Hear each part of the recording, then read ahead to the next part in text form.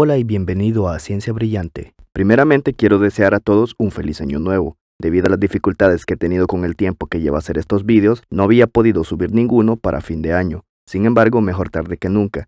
Si gustas apoyar mi trabajo para que estos vídeos se suban más regularmente, puedes hacerlo dando like y compartiendo este y otros vídeos en tus redes con tus amigos, para ayudar a crecer esta comunidad dedicada al conocimiento. Eso es todo. Con esta premisa empezamos el vídeo.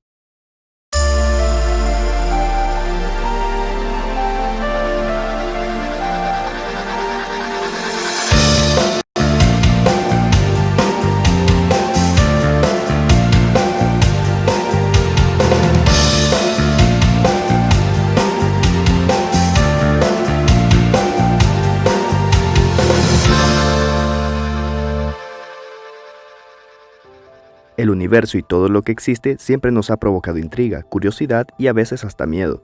Tanto así que incluso nuestros antepasados buscaron explicación según les permitían sus métodos y tecnologías primitivas. Sin embargo, desde esos días hasta hoy hemos avanzado bastante como para poder entender el universo. La teoría atómica es una teoría que explica cómo la materia se compone de diminutas unidades llamadas átomos. La palabra átomo viene del griego átomos, que significa indivisible. Dicha unidad fue nombrada por el filósofo y matemático Demócrito de Abdera, quien fue el primero en postular dicha teoría. Demócrito expresaba que no se podía partir eternamente un material, dado que tarde o temprano terminaríamos topándonos con un átomo. Según él, los átomos eran indivisibles, eternos e isótropos. Además, eran los causantes de determinar todos los fenómenos de la naturaleza. Aristóteles, en cambio, propuso que todo se componía de 4 elementos: agua, aire, tierra y fuego, agregando una hipotética sustancia que impregnaba todo el universo, llamado el éter, ideas que serían luego destronadas por Albert Einstein. Fue hasta los años 1700 que John Dalton redescubrió las ideas de Demócrito y las propuso en una forma un poco diferente, pero que sin duda explicaban más correctamente las ideas del filósofo. En su teoría atómica, él postulaba que los átomos son indivisibles e indestructibles, que los átomos de un mismo elemento son idénticos, que los átomos de diferentes elementos eran diferentes, y que se distinguían por su peso atómico, que una fusión de 2 átomos de distinto material podían formar los compuestos, y que por consecuencia un compuesto siempre tendría los átomos en la misma proporción. Y por último, pero no menos importante, que los átomos no podían destruirse, solo reacomodarse. Para Dalton, los átomos eran esferas sólidas, no poseían electrones ni protones, ni tampoco neutrones, y de un esquema donde lo plasmó gráficamente. Luego de años después llegaría Joseph Thomson, quien mejoraría y simplificaría mejor la teoría de Dalton. Thomson rompió las leyes fundamentales de los átomos, pues fue el primer hombre en dividir uno. Fue así como se percató que los átomos poseían cargas eléctricas, que variaban según su estructura, por lo que propuso que debía existir una partícula insertada en la esfera diminuta que había propuesto Dalton. A partir de esta partícula, Thomson le llamó electrón, y fue descubierto en 1897. Thomson postulaba que el electrón era una partícula que se encontraba en todos los átomos de todos los materiales, y que él representaba como un pudín de pasas.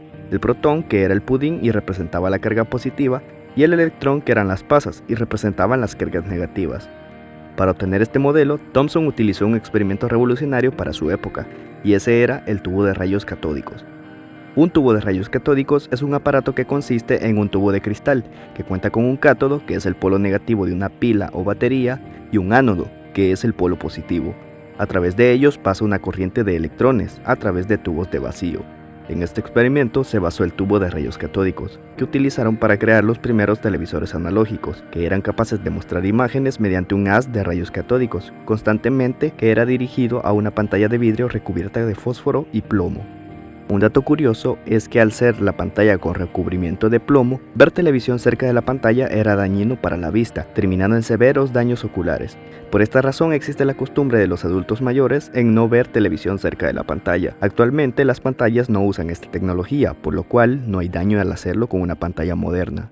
Siguiendo con el modelo de Thomson, eso significaría una tremenda revolución y una nueva manera de entender a los átomos. Claro, todo esto fue así hasta que llegó Ernest Rutherford, quien fue alumno de Thomson y quien tras seguir sus investigaciones volvió a cambiar los paradigmas de la teoría atómica, mostrando al mundo un nuevo modelo atómico. Esta vez un modelo nuclear del átomo a través de un experimento conocido como la lámina de oro, el cual consiste en bombardear una lámina fina de este elemento con partículas alfa. ¿Qué son las partículas alfa? Una partícula alfa es simplemente un átomo pero que no cuenta con su capa de electrones, dejando solamente el núcleo con protones y neutrones.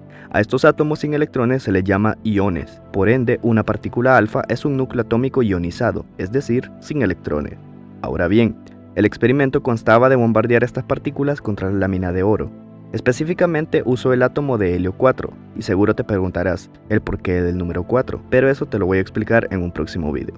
Al bombardear la lámina, Rutherford se esperaba que fuese un haz continuo, pero en su lugar observó que algunas partículas rebotaban en el material, demostrando así que el átomo en realidad era una estructura similar a un sistema solar en miniatura. No era un átomo sólido, sino un átomo con espacio vacío entre las partículas. Este modelo se propuso como alternativa al modelo de Thomson. Sin embargo, aún se desconoce la idea siquiera de los neutrones. 2 años más tarde, en 1913, Niels Bohr enriquecería el modelo de Rutherford, rediseñándolo hasta la apariencia que posee actualmente, los electrones simulando planetas y dibujando órbitas a través del Sol, que estaría representado por el protón. Hasta este punto, la ciencia se vería invadida por una nueva rama de la física, que comprendería el mundo microscópico, de mano de Erwin Schrödinger y Werner Heisenberg. Y es que sí, incluso hasta este punto, la realidad del universo nos demuestra su complejidad y su azar probabilístico. Con Erwin Schrödinger aprendimos que los átomos en realidad son nubes probabilísticas que habitan en la indeterminación y que son puntos de concentración de masa. Con Werner Heisenberg conocimos lo que ahora llamamos principio de incertidumbre, en el que expone que en realidad no podemos saber todo sobre una partícula, dado a que cuando interactuamos con ella para saber su posición, no podemos saber su velocidad de movimiento, al igual que si sabemos su velocidad de movimiento, no podemos saber su posición. Recordemos que para detectar cualquier cosa es necesario usar tecnología, y la tecnología funciona con energía, y esta está hecha de materia. La materia es mutable a la energía. Esto quiere decir que para conocer la ubicación de una partícula debemos bombardearla con algo para saber que está ahí. Sin embargo, este bombardeo afecta su estado natural intrínseco, por lo tanto, toda la información acerca de esa partícula es aprovechada, pero tomando en cuenta que nosotros la hemos influenciado para saber su ubicación, lo que no nos permite saber su velocidad y ubicación antes de que la observáramos, pues al hacerlo alteramos su naturaleza de cierta forma. Para poner un ejemplo más claro, imaginemos una mesa de pool, pero solo con 2 bolas, una de color y una blanca, y con las luces apagadas. Para conocer la ubicación de la bola de color, necesitamos hacerla chocar con la bola blanca. Al hacerlo, estas emitirán un sonido del choque, y gracias al sonido podremos saber dónde está la bola de color. El problema acá se presenta cuando sepamos la ubicación de la fuente del sonido, la bola de color ya estará en otro lugar, pues la bola blanca la habrá empujado a otro sitio de la mesa, al cual no tenemos visibilidad, por lo que no es posible determinar la nueva ubicación de la bola de color hasta que la impactemos nuevamente. Pero al hacerlo volveremos a tener el mismo problema, y así sucesivamente. Algo similar pasa con las partículas. Cuando determinamos algún aspecto de su naturaleza, en realidad no es posible determinar con exactitud a las 2 magnitudes de la partícula. Actualmente nos encontramos con ese paradigma en la ciencia moderna. Muy pronto hablaré sobre mecánica cuántica y teoría de cuerdas, que serán los temas que le siguen a este, ya que considero importante tener clara la teoría atómica para entrar de lleno a estas 2 temáticas próximas. Como es bien sabido, los átomos cuentan con cargas positivas y negativas, dadas por sus partículas atómicas. Sabemos también que cargas iguales se repelen y que cargas opuestas se atraen. Por esta relación de cargas es que los electrones orbitan el núcleo del átomo. Y no sería hasta 1932 que James Chadwick descubriría el neutrón por fin, agregando aún más información y precisión al modelo atómico. El neutrón, pues, es el encargado de aportar el peso atómico a los átomos, además de poseer carga neutra, es decir, sin carga.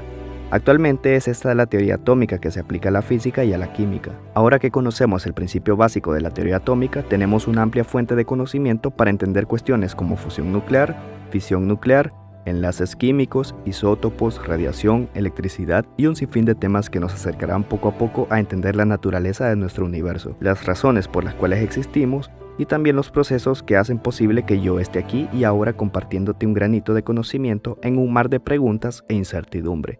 Recuerda que ignorar nuestra naturaleza compleja interna es perderse por mucho la belleza de existir y de esta parte del universo que es consciente de sí mismo y tratando de entenderse a sí mismo. A todo esto y a estas alturas, ¿podemos decir que sabemos lo que son los átomos? Muchas gracias por ver el video. Esto es todo por hoy. Hasta pronto.